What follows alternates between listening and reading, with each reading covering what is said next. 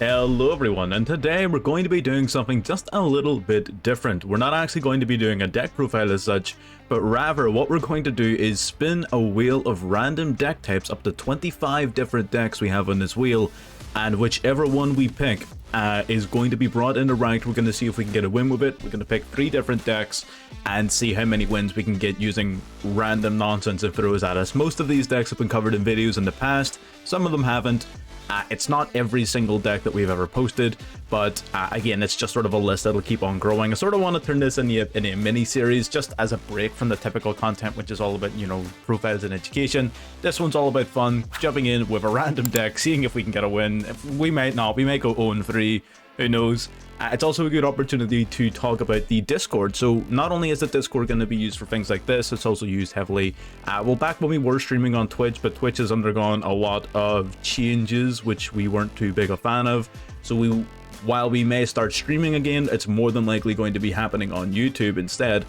But whenever we're streaming, there's a lot of involvement with the Discord. Whenever we've got full breakdowns of the tiers and loads of deck types when it comes to the Discord server. And in the Discord is where we're going to be planning team battles with viewers and Discord members. So you can expect coming on the channel relatively soon team battles with the brand new feature where we're playing up 3 versus 3 or 5 versus 5 in duel rooms using members from the Discord. So if that's something you want to be a part of, feel free to jump in using the link below and subscribe to the channel to keep on top of it, and use the wee bell there just in case we do start streaming. I'll always post in the Discord as well if and when we are about to stream. It is something I want to pick back up again, but we will be doing it on YouTube instead of Twitch. So yes, that's pretty much it. Let's get in. We're going to spin the wheel here for the first time. We've got 25 different decks here, and we're going to use the Discord wheel of names that anyone can use at any time in the Discord. We're going to pull up which one it's going to give us here first. It's running the numbers now. Again, it's a lot of names for it to work out. Let's see what it gives us.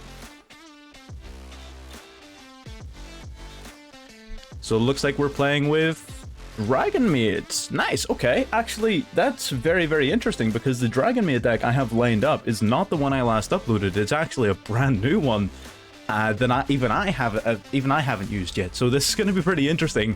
Let's shoot on across to the deck profile. Okay, so this is the version of Dragon Maids that we're going to be playing. It's very busy, sitting at 50 cards. A lot of these ideas actually came from Discord members. There's quite a lot of people in the Discord who play Dragon Maids almost religiously. And they had quite a number of really cool ideas in terms of how it would go. Like I said, I haven't actually played this version of it, and this isn't card for card a version that's been suggested. It's sort of my own spin on it a wee bit. I'm confident that this deck is going to function and do something, but like I said, I've never actually played it. So we're going to have to basically wait and see what happens in here into the first game. We did a warm-up game and it went pretty well, but mainly because our opponent didn't know how to read. So we're going to jump into an actual game here, take it for real, and see if we can get a pretty cool victory. So let's get into game number 1.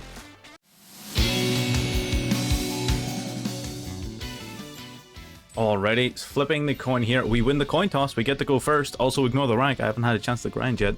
I've been too focused on building all of these different sort of goofy decks as opposed to trying to win using real ones. But you know, it's still what it is what it is. We're gonna draw 5. Very interesting hand. Hospitality is a little bit dead. But apart from that, the hand in general is looking kind of nice. So we're going to summon out our Rocket Tracer here. That then is going to be link fodder for our Striker Dragon. I'm going to trigger off a couple of effects. So we'll send him away. Summon out the Striker Dragon. Then we've got 2 effects here that are going to activate. Of course, we have the Striker Dragon itself, as well as the effect of our Noctovision Dragon, which is going to activate in our hand to special summon itself. So there is our extender. Big fan of Noctovision Dragon, honestly. Just the design, the effect to draw, this, it's just really cool extender. Big fan. Noctovision comes out, we grab the Boot Sector Launch, which may or may not be useful. Then we're going to look at our options for further link summoning. We can go into Romulus to try and extend further if we were men. You know what? Let's do it. We're going to go Romulus. Again, like I said, I'm just sort of clicking buttons here. Again, haven't played this deck. I imagine it's going to play like a mixture of Dragon Maids and Dragon Link, which is the idea. But we're going to see what happens here. We're going to draw a card off of our Noctovision. Hopefully we draw into a Dragon Maid that we can summon off Hospitality. That's not it, Chief. Dragon Ravine here. Dragon Ravine is going to basically act as a bit of a monster reborn for us. So we're going to activate it. We have a couple of options. We can discard the Tidying. Is that useful to us? Especially summon a Dragon Maid monster from your hand to graveyard defense position. So we can drop the Tidying and send a Dragon Maid from deck to graveyard in order then to summon the Dragon Maid that we send off of our Tidying. So we're going to ditch it. We have no ability to use Nurse. There's nothing for it to revive. So it's probably going to be Chamber, am I right? Maybe Parlor? I would say Chamber. Chamber's probably the one, isn't it? Add a Dragon Maid spell or trap card. Yeah, I think Chamber's going to be the one. So we're going to send Chamber then. We're going to activate... Oh, we don't even need to activate Tidying in the grave. We can use Hospitality. Oh, we probably should have sent Parlor then. There you go. Just small things you need to pick up as you play. So we're going to use Hospitality then. If we had a summon Parlor, we could have sent Lore Power from deck to graveyard. It would have just acted as materials for our changeover. Bit of a misplay on my part. That is sort of just is what it is sometimes. We're going to grab the Dragon Maid changeover Tidying. Probably Tidying, yeah. That's fine. Man, we don't have a ton of other options here in terms of what we can go into. So our primary sort of things we can consider would either be Seals or Verte. I'm sort of liking the Verte play a little bit more, but that does mean our Tidying is dead. I think Seals is going to be the way to go. One, it's more interesting for a start. You know, it's a more interesting play. And two, the Seals tributing itself is going to summon out the Nurse Dragon Maid from our deck onto our field. That then is going to give us fodder for our Tidying as well as the Nurse Reviving Chamber, which will give us an additional search. So we're getting a few little bits of an advantage here. We of course have a Tidying in the graveyard already if we ever need to use it, but I don't think that's going to come up. Ending on just the Seals with a maxi isn't fantastic, but at the same time, we do have quite a lot of follow-up, which is the main idea. Oh, Marincess. Not a chance. Give me those cards. You're not getting away with this. But of course I have Ash, because why wouldn't I? The freaking maid, the sleeves, I got everything. There's no way they don't have Ash in their hand. Although they're taking a... Oh wait, no, it resolved? It hasn't resolved. Okay. It did resolve though, which is great. So that means Maxi is now in play. They're just going to try and beat us over the head, I guess. I mean, I may as well. I'm not really losing anything. I'm going to tribute the Seals, bounce his monster back to hand. Oh, there is the Call by the Grave. Okay, so it wasn't... Ah. Good for you, buddy. I guess it sucks to be me. So the Call by the Grave comes out here. We still have play, so I can still revive. I can still use Tidying in the graveyard to revive Chamber, which is going to grab us a search. I'm not going to do it until after his attack. I would rather take the 1200 to the face, just to give me an additional monster on board. Because again, that's his battle phase done for this turn. Maxi is still live, so he's not going to have a ton of options there either. Set a spell or trap card. There's not really a ton of back row in that deck that I'm particularly nervous around. I think Maxi really bailed us out there. We're going to activate Tidying in the graveyard, unless he's got another Call by the Grave. I don't understand what's activatable here. But we're going to try and basically revive the Chamber to get a search. So summon out the Chamber. Chamber then on summon is going to search our deck, and we're going to grab Changeover this time. Hospitality could also have been nice if we have a way to mill, because we do have the Ravine, obviously. But at the same time, I still think that's completely fine. We draw into the Ash Blossom. Okay, we're feeling confident. We got some plays. We've got some plays. Black Metal Dragon we could do. So we can do Black Metal Dragon into Striker. That's going to search Red Eyes Darkness Metal Dragon, and then we just profit from there, I guess is the basic premise. So we're going to go into the Striker of Dragons. Link Summon into the Extra Monster Zone. Striker Dragon, of course, we already have our Boot Sector launch in our hand. We're going to use Black Metal Dragon to grab the Red Eyes Darkness Metal Dragon here from the deck. So there we are. We have this now as well. This is going to be fantastic because it's acts as material as well for our changeover. I believe for our Dragonmaid Fusion, we need a level 5 or higher. Yes, we do. So now we're going to summon our Red Eyes Darkness Metal Dragon out to the field. If our opponent has Imperm, we still have Tidying as well, so we can actually bounce our dragon back to make sure its effect resolves if we need to. So definitely pretty cool there, because our opponent definitely has something set. I imagine it's an Infinite Impermanence is probably among them, potentially Forbidden Droplet. But Marincess tend to play a wee bit of Imperm, so they do. Our opponent is disconnecting. Oh, are we gonna get our first win of the video? Win by default? I'll take it. I'll DQ someone all day long. You think I won't take a free win? I'll take a free win. They've got that really nice border too, which is cool. I couldn't bring myself to grind this border out. I wish I did, but I couldn't. Easy. Wee buns. No. I mean, that's just it. Like, what were you gonna do? We were gonna Red Eyes Darkspell Dragon, summon another monster, link in the Verte, we got our changeovers, so like, you know, we were gonna summon all sorts of stuff this turn. Definitely not compensating for the fact that that was a closer game than I'd like. But no, there you go. They're really, really cool. I actually really do like the deck. This didn't feel all that different to the regular Dragonmaid deck, so maybe you can cut out the rocket nonsense. I don't know. Again, I would need to play with it a little bit more, but that felt good. That felt like pure Dragonmaids, and we had tons of options. Really, really cool game. So let's get back to the wheel.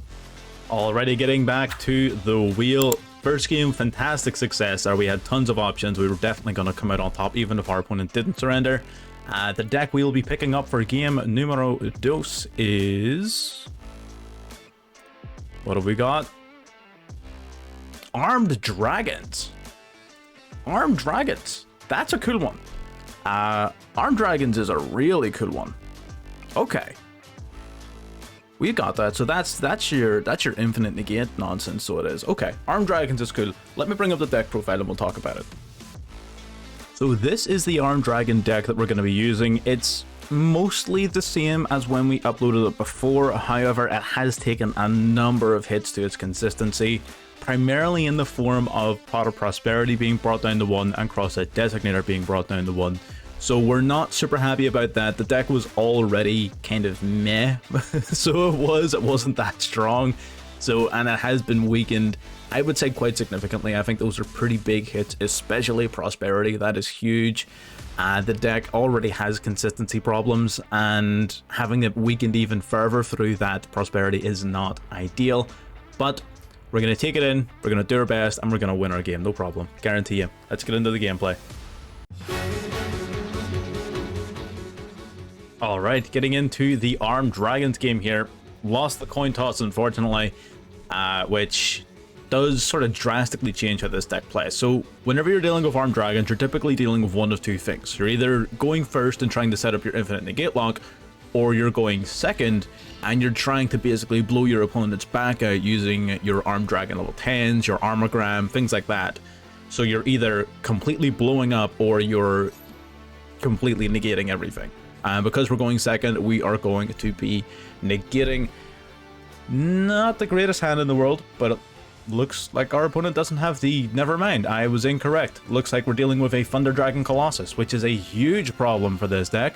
I don't know how we're going to get past that, honestly. Okay. We're going to have to figure something out here, because at the moment, unless we top deck an Armed Dragon Lightning, which I believe would save us, there's the Roar adding back one of his other Thunder Dragons. Is that even worth negating? What's he adding back? Matrix, I guess? Or the Thunder Dragon? Matrix, okay, whatever. That's once per turn. You've already got one in your hand. We don't really care too much about that. End turn, pass back. Oh, she's got a set card there. I wonder what that set card is. Monster Reborn. Not the greatest. We're struggling here. I'm keeping it real. We are not having a good time. Okay, we're going to go for Armed Dragon level 3. Are we going for Armed Dragon level 3? Are you going to negate me, sir? I would really rather you didn't. Yeah, I can't even use Prosperity. My guy. Oh my lord. Okay. Well, I guess we're going to be ditching one of these guys. We're going to ditch the Armed Dragon level 5 for now, just in case he does anything funky, and then we can try to revive our Armed Dragon level 5 off of Monster Reborn, but I don't think that's going to be too big a factor here. We're going to summon out the Armed Dragon level 5 here from the deck. Armed Dragon level 5 then is going to ditch the Thunder Dragon level 3 in the hand to rank itself up into a 7. Now that will give us the power that we need to get up and over our opponent's monster. Now the only question is, do we go into for the Pale Armed Dragon, or do we go for the Armed Dragon Thunder level 7? So we've got a couple of options. Man, this one is rough. This guy can summon out a level 10 Armed Dragon, so it can, whereas this one is basically going to be milling cards, but none of those are useful to us because we can't search our deck. So I think going for the Armed Dragon level 7 and then using Ghost Bell as our final sort of material, I think that's going to be the play. Our opponent has 2 Thunder Dragons in grave, so they can protect themselves twice, and another time if they discard Matrix, so they get 3 bouts of protection, which of course isn't very good for us at all. We top deck into Call by the Grave. Interesting. We're actually going to use that right now. Yeah, we're going to use Call by the Grave right now. And we're going to get rid of that Thunder Dragon Roar so it doesn't get its banishment effect later on in the turn. So that's phenomenal. That's excellent for us. Call by the Grave, getting rid of Roar is perfect. He does get the chance to deactivate it, but it's negated. So it doesn't do him any favors. Now we're going to use our Armed Dragon level 7, ditching the Ghost Bell to level itself up into the level 10. We can use either the original level 10. Oh, we actually don't have the original level 10. Okay, I guess we're using Armed Dragon Thunder then.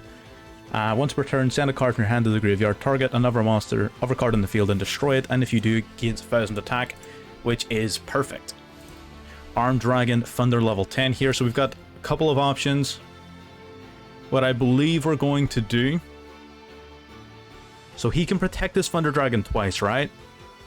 Because he can still discard a Matrix from hand. It's going to boost its attack points up by 1000. Is this only during the main phase? Once per opponent's turn. Oh, it's not even during our turn. Right, that's unfortunate. Okay. Alright, that's fine. We're going to go Monster Reborn. We're going to grab back our level 7 then. For now, the theory was we could have used Monster Reborn to grab one of his Thunder monsters, and you know, Wall would have been pretty cool. But that just isn't how it's going to work out this time. But we are going to beat this thing over the head. And maybe not. Maybe that face down was also Called by the Grave. Fair enough. Honestly, equal exchange. I'll take that any day of the week. We still have our Armed Dragon level 10. We have Pot of Prosperity to discard to pop a card on our opponent's field. The Colossus isn't that large of a threat to us, to be honest. It will be if he boosts it up with Matrix. But at that stage, again, sort of what are you going to do? As long as if he plays another card first, we actually going to use the Thunder Dragon 10's effect to pop the other card to boost its attack points up to 4000. So it's no longer threatened by the 3100 that will be the Colossus. Yep, there's the Matrix, going to boost up to 3100. If our opponent plays any other card before going into the battle phase, we're safe. If he doesn't, we're boned. So we just have to sit and pray and hope a little bit. Hopefully our opponent doesn't realize what we can do with our Armed Dragon level 10 here. This is a bit of a dicey one into the main phase. Please, come on. You know you want to. Play a card. Any card. Pick a card. Any card. Ooh, Chaos Space. That's a good-ass card. That's really unfortunate. Actually, I'm just gonna... oh, that's a good card. That is not what I meant, my guy. Pick any card but that one. That is not a good look for us. Okay. Well, that's rough. He's gonna grab the Black Dragon Collapse Serpent here. I can just... Yeah, he banishes one. Okay, that's fine. Well, we're at least safe from the Colossus, which is fine. We're sort of hoping that he goes into Striker Dragon, and then using the White Dragon, he goes into Verte Anaconda. Then we pop the Verte before it can activate its effect. Then we're bigger than Colossus, and we are living life. So there are there is a silver lining here, a possibility of success, a recipe for a win, if you will. We just have to hope that our opponent doesn't read. But you know Yu-Gi-Oh players, they don't read. Come on, go into Verte. Go into Verte. Please do it. He's going to grab his monster back. Who cares? He's going to draw one. Big deal. It's not going to be enough to save him. Just go into Verte. You know you want to. Go into it. Because he wants to do Thunder Dragon Fusion. Go on, do your Thunder Dragon Fusion. Go into Verte. Come on, do it. Come on. There we are. There is the Verte. That's exactly what we were waiting on. So now, basically, our opponent has cucked himself a little bit. I'm gonna be real. We're going to discard our Pot of Prosperity that was useless thanks to the Colossus. We ditched the Predaplant Verte Anaconda, and the Colossus now is no longer big enough to beat us. So we got the 4K attack, no Verte effect for him, and yeah, what's our opponent going to do about that now? Okay, so let's see what he's got. Let's see if he's able to use his brain. I suppose he could just spam Matrix until his Colossus is big and he can't spam it anymore. Alrighty. Let's see what we draw. Crossout Designator. That's not useful. God damn it. I really wanted a useful card, but that's fine. It's discard fodder for our Iron Dragon level 10. We're going to take out the Colossus here, or at the very least we're going to ditch some more of its materials. Swing in. What are you going to do? Okay, he's just going to activate the banish. Okay, banish the Matrix. Does he have any more Matrix in deck? No, he doesn't. I don't think he did, to be honest. I feel like if he did, he would have been using this a little bit more. He's got a ton of his Thunder Dragons banished. The worst thing that can possibly happen here is him top decking into Thunder Dragon Fusion. That would be terrible. That would pretty much be GG's, to be perfectly honest. And I might have just spoken it into existence, but you know what? We're gonna win. It's as simple as that. Like, listen, we are the real Dragons of Thunder, the armed dragon thunders. We're just gonna have to pray and hope Thunder Dragons themselves are significantly stronger deck than the one we're playing. And that Colossus being able to protect itself is such a big deal. If we even drew into the likes of Imperm or something like that, we would be loving life. But right now we can't even do that much.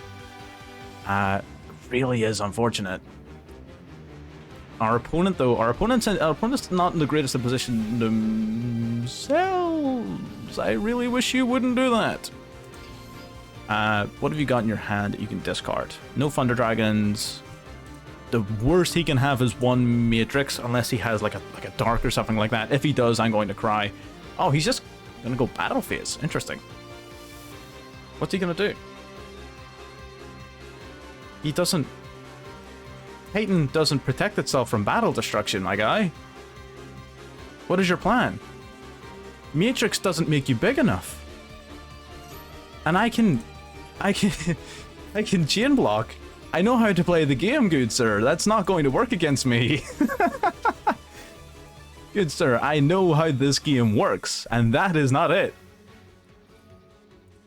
Wait, you what, mate? Oh, hang on. Wait a second. Wait a second. Oh, okay, no, he's just protecting himself. Thank God. I thought I did something wrong.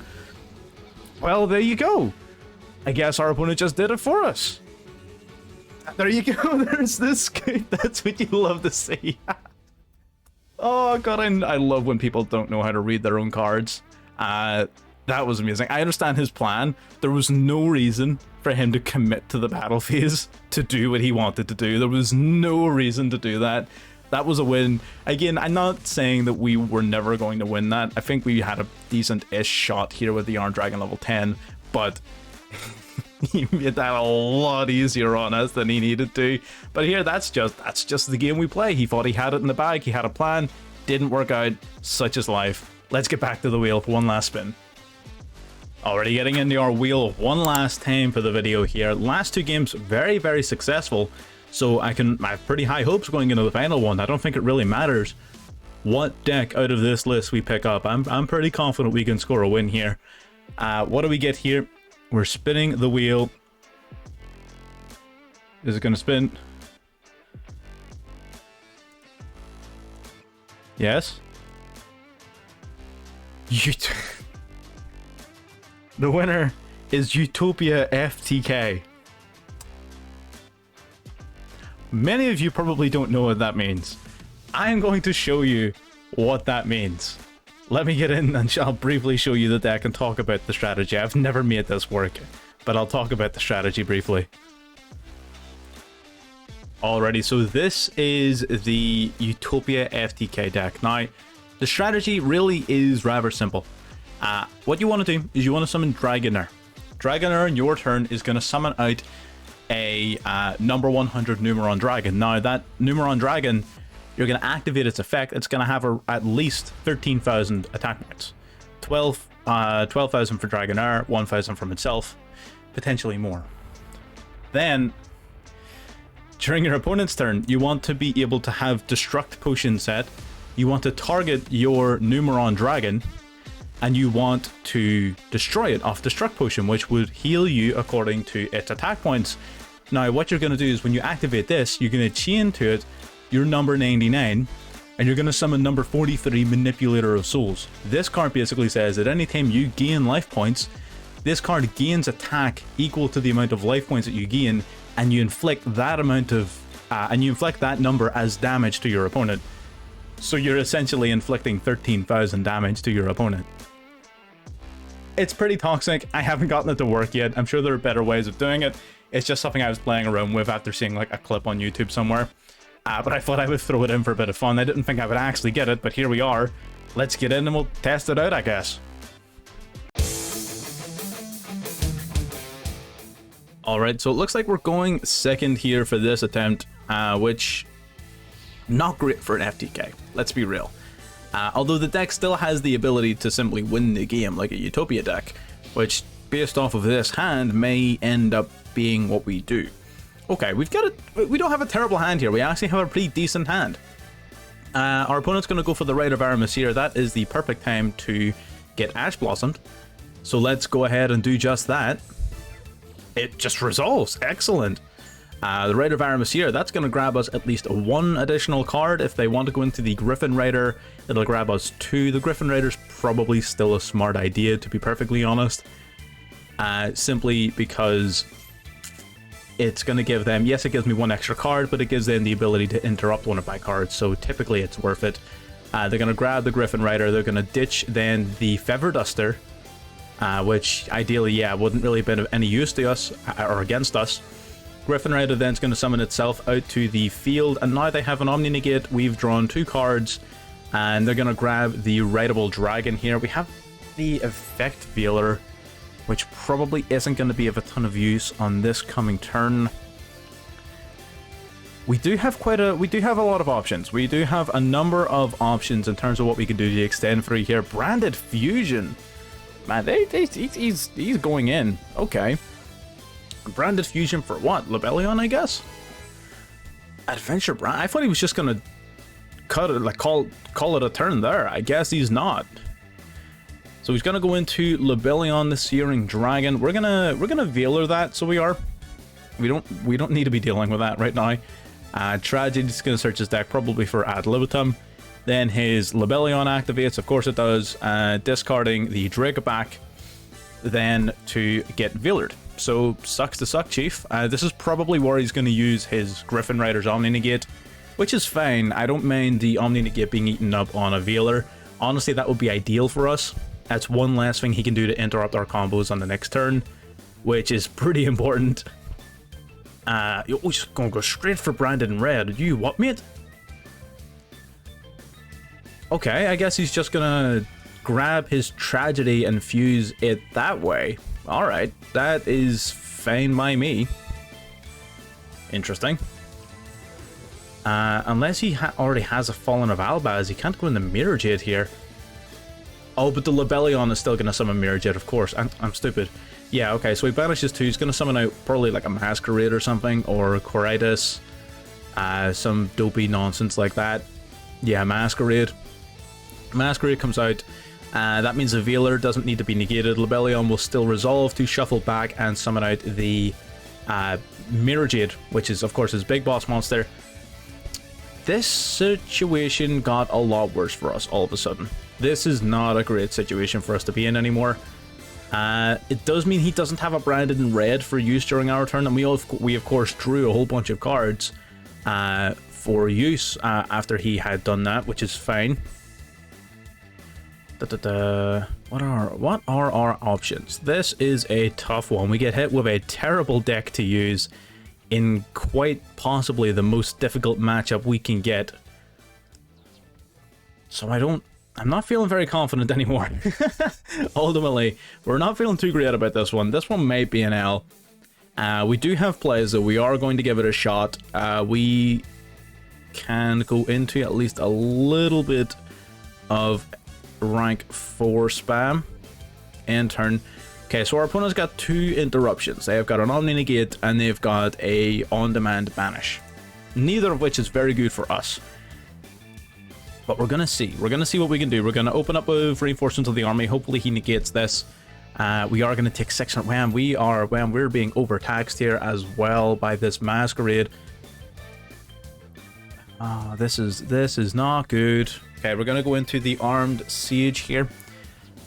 Because we don't control any monsters, we can special summon out our ascended siege. Because now we only control a level 4 monster, we can special summon the armed siege. So that's 2 free monsters on board, which is amazing. Then I think we're gonna go Utopic Onomatopoeia, because I don't mind if he negates this. I think that would be an okay negate target for his Griffin Rider, or even a banish target for the Mirror Jade. I think both would be fine. Because we're going to activate this. It's going to summon out 2 monsters from our hand, so our opponent really should be doing something about this. Because this is quite a big deal, so it is.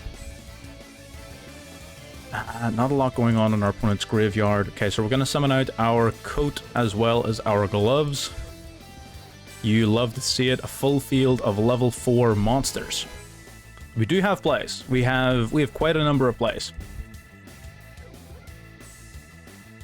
Okay. Now, what we are going to do... Gallant Granite's not going to do anything for us. We can go into the Utopic Siege, but I don't think that's too necessary. Do we play the Draco package? I don't think we do. Oh, we do play the Draco package. Okay. Well, okay, that's what we'll do. We're going to go then the gloves and the coat into Zexal's Soul Utopic Siege. Utopic Siege is going to get us yet another extender in the form of a second Ascended Siege, but it's also going to act potentially as bait for one of his 2 interruptions, which is our main target. And if it doesn't act as bait for one of his main 2 targets, then we're going to go into the Utopic Draco Future package, which will definitely bait out one of the 2. We need to get rid of this Masquerade sooner rather than later, though. I really need him to use this Mirror Jade Banish on something, because right now, if I summon something to swing over this guy, it's just going to get banished. So we need to sort of be smart about this. We can gloves back to the field. Okay. We can go Utopia double. I don't think we want to go Utopia double just yet. I think we want to go Gallant Granite. So we're going to use these 2. Summon out our Gallant Granite. Our opponent could potentially negate this with a Griffin Rider, which would be fine. We're going to activate its effect. We're going to basically add a rock monster from our deck to our hand. We've got a couple of options. Going to discard the Ascended Siege as material. Oh, maybe using Onomatopoeia was not a good idea there. Going to grab the gloves here to hand. I think I might have messed up by using the Onomatopoeia there. It takes away our extender options. But that's fine. Now we're going to go into the Utopic... Do I go into the Draco Future, or do I just go into Battle Phase and punch this little dude in the face? I think I do that. Because then that forces him to banish my Granite. Yeah, we'll do that. Or at the very least, it'll mean I'm not paying taxes anymore. So that's fine. We're just going to go Battle Phase. What has he got he can use before the Battle Phase? I guess just Mirror Jade. I don't really want him to banish my Utopic Future package, so... Wait, why can't I attack? Oops. Small misplay. Utopic Siege locks us out of attacking with anything bar number monsters. Did not know that. That's unfortunate. That's very unfortunate. Okay, well, it sucks to suck, I guess. We're gonna go number F0 then, Utopic Future. F0, if he doesn't banish this. Okay, he does banish it. That's fine. Honestly, we were looking him just to trigger that effect anyway. We didn't really care too much. We are going to call by the grave that Albion. We don't want that Albion sticking around and grabbing him a branded in red during the end phase. We don't really want that happening. Okay. Oh, Ghost Bell. That might have been a good thing for us. Might have been a good thing for us. So our opponent still has a negate, unfortunately. Griffin Raider, does it negate and destroy? It does. That's unfortunate. Okay. So we are going to go using these two into Utopia. If we went Utopia double, it's just getting destroyed anyway. Oh, I suppose I could have chained its bounce effect to the Griffin Rider. Now, if he had a brain, he would have just waited. Griffin Rider's effect is going to resolve last, essentially. If our opponent has a brain, we're going to grab a rank up magic from our deck. Is this where he negates? Okay, let's rank up our Utopia into Utopia Prime.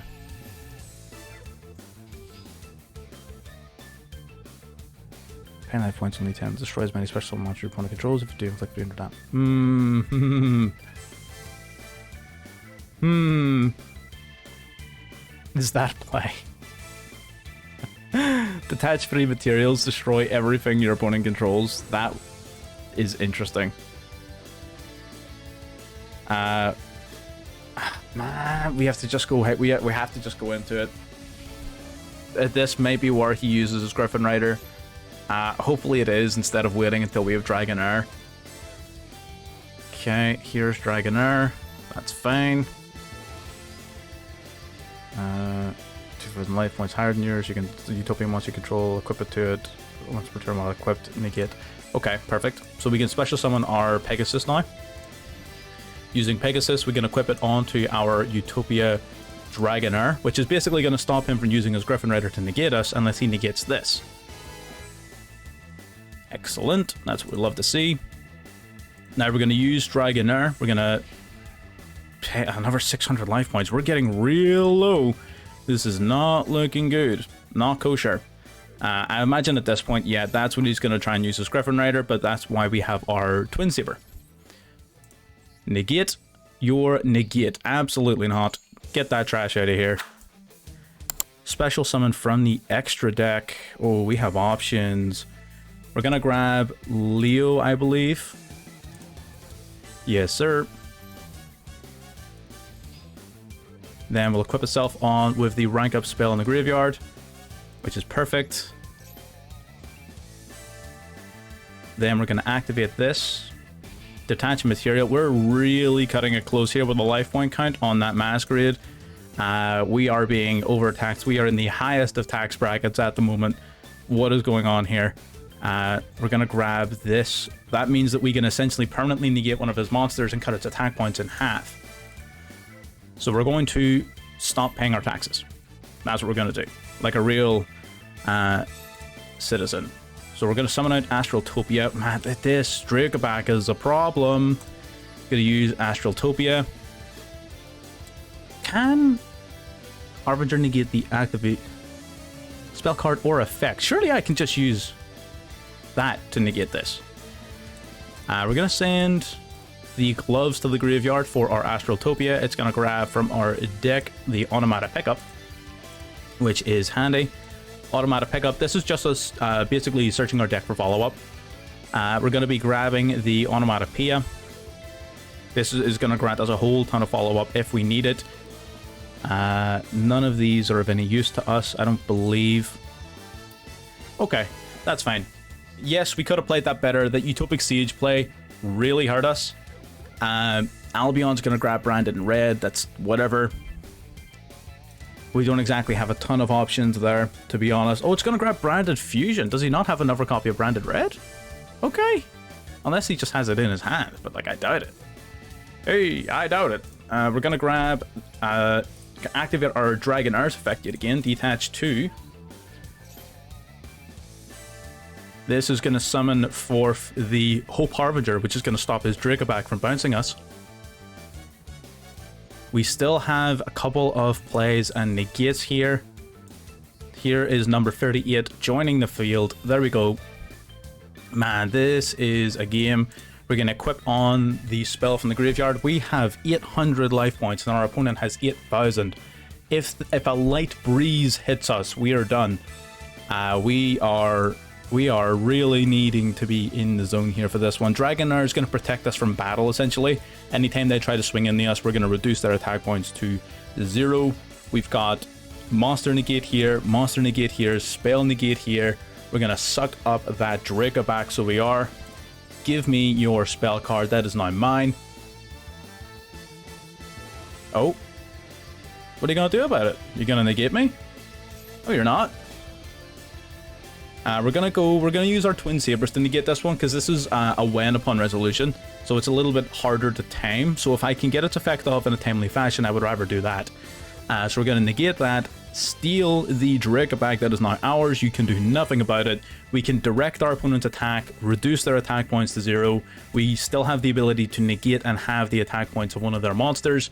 So honestly, we are relatively confident. I don't want to spoil it, but we are sitting pretty. The only issue is that if our opponent realizes they can just use Mirror Jade to cook us, then we're in trouble. But like, apart from that, you know, it's mostly fine.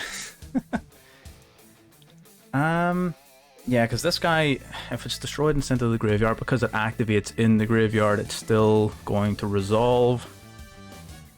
This is unfortunate. But we're going to go Branded Fusion. Branded Fusion into what? Another Libellion. Interesting. Libellion, shuffle back to summon what? What do you summon that is actually a threat to me? What do you summon that actually threatens me? You've got nothing. I don't believe you. You've got nothing. Negate that nonsense. Ooh, the comedy. Didn't see that he sent the comedy. That was a good play. I can appreciate a good play when I see one. Did not notice that he sent the comedy to the graveyard. That is not good. That is why you pay attention to the feed, ladies and gentlemen. You need to be watching that carefully, otherwise you find yourself getting clowned on like this. Man, this has been a long game. What the hell? Our opponent needs to speed this up. Granted, again, we sort of took our entire timer. It is what it is. That's just Utopia for you. I don't know if anyone out there watching this hasn't played Utopia yet. That's what it do. Kratos. Oof. That's an issue. It reducing. So he's Mirror Jade. This may end up being good for us. Oh no, it's not. Oh no, it definitely, most certainly is not. God damn it. Tag target to this target, perform calculation. Man, we can reduce him to 0, but he's still just going to freaking swing with his Kratos, and that's game. Oh no, that's unfortunate. Oh, we paid too many taxes. God damn it. That, you know what? Good game. Against quite possibly the best deck in the game, the branded Despia nonsense. It is what it is. You know, you play against the best and you're using some freaking garbage like Utopia FDK. You can't win them all. So that's what, 2-1. I'd say we won. We came out on top of that challenge, 2-1.